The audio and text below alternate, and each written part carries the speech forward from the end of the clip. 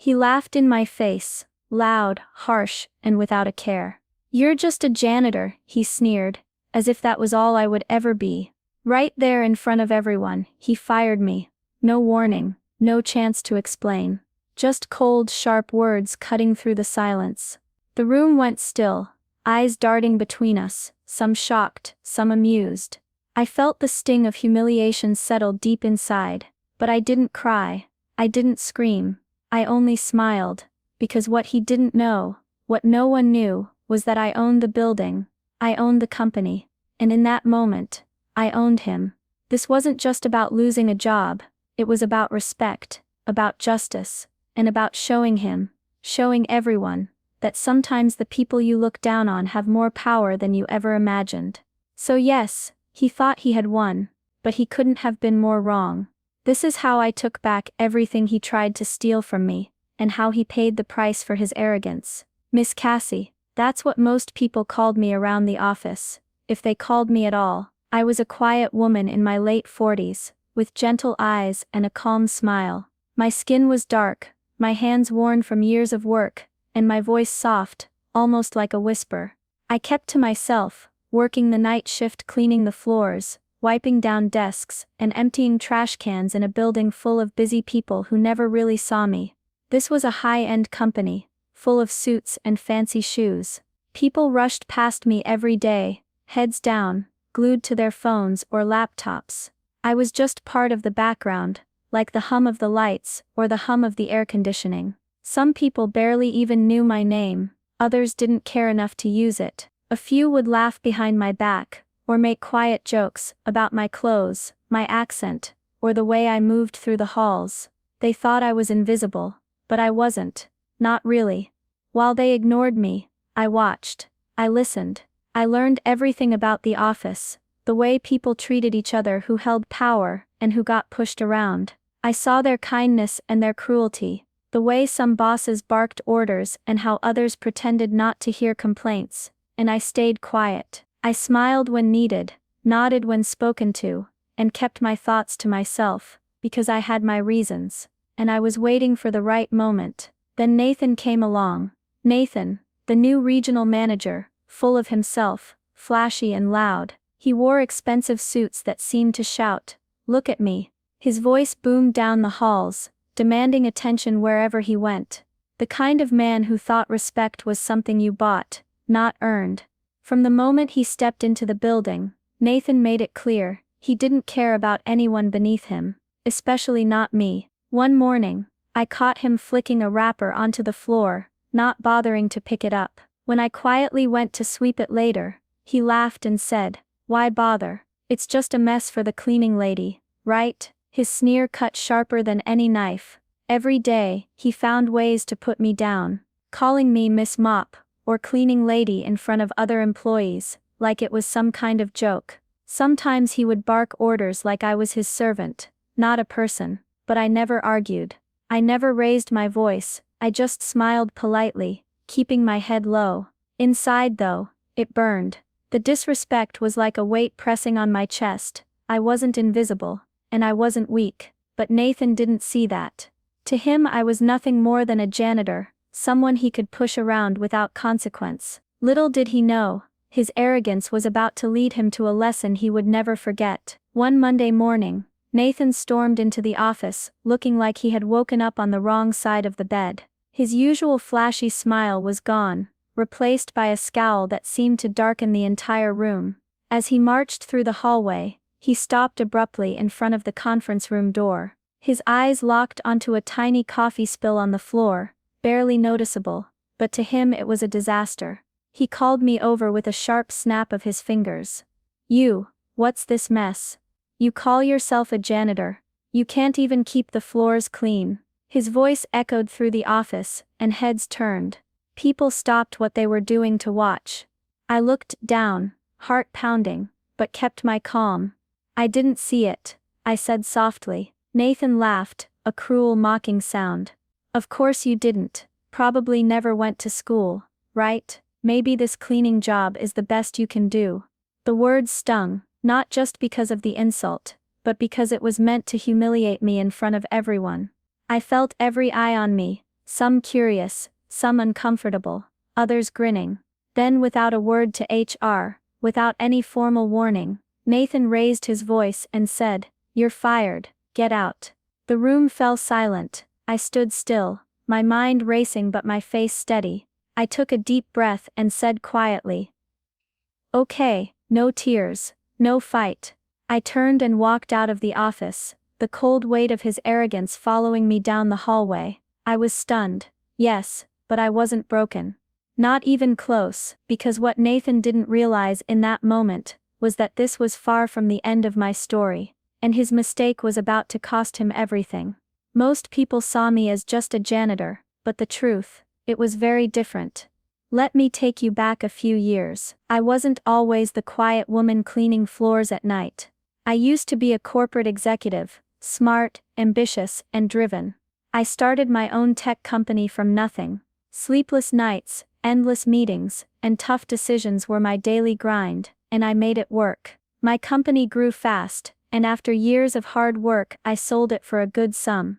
With that money, I didn't just retire, or buy a fancy house. Instead, I became an investor and silent owner in several businesses, including this very company where Nathan worked. I wanted to see things from the ground up. I wanted to understand how companies really treated their employees, especially the ones nobody paid attention to. So, I took on a different role. I went undercover as a janitor. It was the perfect disguise. No one knew who I really was. I could walk through the halls unnoticed, listen to real conversations, see the truth behind the polished offices and smiling faces.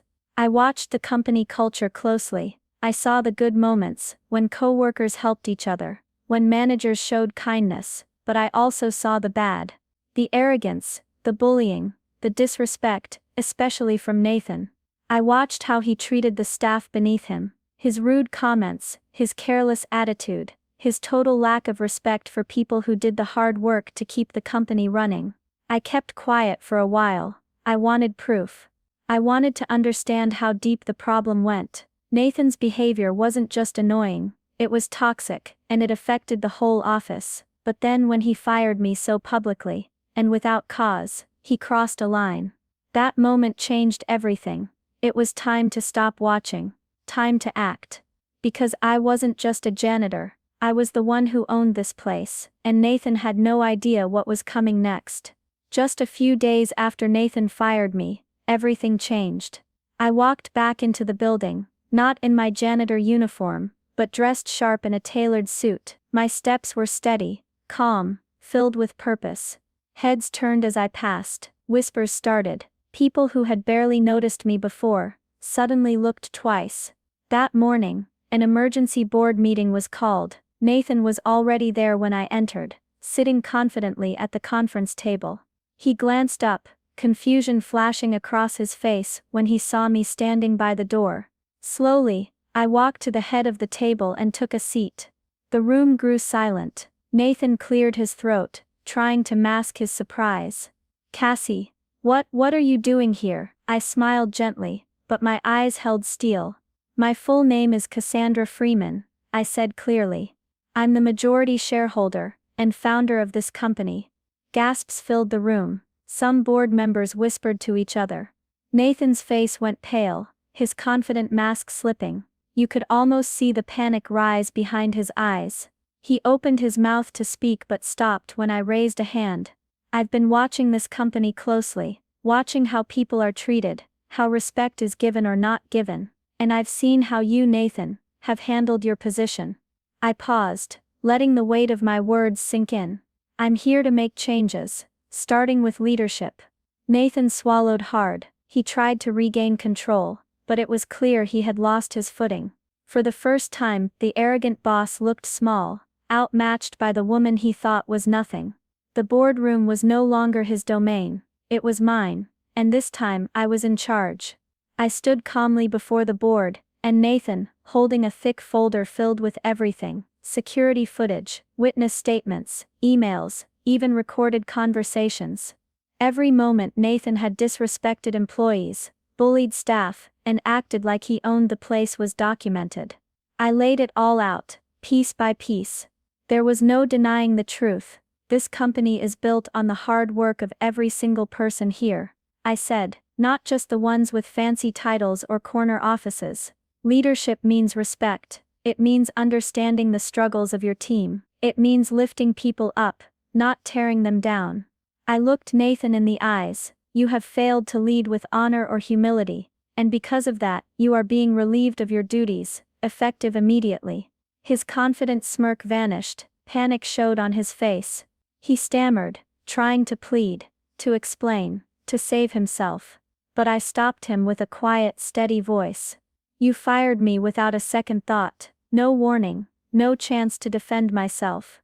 I'm just returning the favor. The room was still. Nathan's arrogance was gone. He had finally faced the consequences of his actions. For the first time he understood what it meant to be beneath someone else's judgment. And I stood tall, not just as a janitor, but as the woman who owned the company and refused to be underestimated. After laying out everything Nathan had done, I let the evidence speak for itself. The security footage showed his careless attitude, tossing trash on the floor, ignoring messes he expected others to clean up. The witness statements were clear: rude comments, harsh orders, disrespect in front of everyone. The room fell silent, the weight of the truth pressing down on all of us. I spoke slowly, my voice steady but filled with quiet strength. Leadership isn't about power or arrogance, I said. It's about respect. It's about seeing every person, no matter their role, and treating them with dignity. I turned my gaze to Nathan. He avoided my eyes for a moment, then finally met my stare.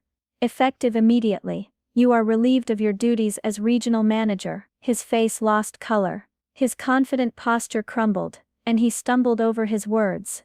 Please, Cassie. I didn't mean. I held up a hand, cutting him off gently, but firmly. You fired me without a second thought. I'm just returning the favor. The room was heavy with tension, but I felt a strange calm inside. Nathan's arrogance had finally met its match. After Nathan was gone, my heart turned toward the quiet heroes, the ones who had shown me kindness when no one else bothered to look my way. There was the receptionist, for example. Every morning, without fail, she greeted me with a warm smile and a genuine, "Good morning, Cassie." Those small words mattered more than she probably realized. In a place where I was mostly invisible, she made me feel seen, like I mattered. She didn't treat me like just the janitor. She treated me like a person, and that simple kindness spoke volumes. So, when the time came, I made sure she got the recognition she deserved. I promoted her, giving her a chance to grow within the company, an opportunity that was long overdue. She had the talent, the heart, and the dedication to shine. I wanted her to know that kindness is never wasted, but that was only the beginning. Because kindness had to be more than a one-time reward. It had to become the foundation of how this company treated every single person, especially those who often went unnoticed. That meant real changes, policies that would protect and empower the lowest-paid workers, and a culture where respect wasn't optional but a rule. The journey to rebuild trust and fairness had just started, and I was ready to lead it. I introduced new policies to protect every worker, especially those in the lowest positions. Fair treatment, respect, and a real voice, no exceptions, no excuses. Standing there, I smiled quietly to myself. Because respect isn't something you buy with money, or demand with a title. It's earned every day, through simple acts of kindness and true humility. And that was the lesson Nathan learned, too late. Never underestimate someone just because of their job or how they look. Sometimes, the quietest person in the room holds the most power. You never really know who's truly in charge until the moment they decide to show it. If this story moved you, please like the video, and share your thoughts in the comments below. I'd love to hear what you think. Don't forget to subscribe for more emotional and inspiring stories like this one. And please, share this video with your friends. Thank you for watching.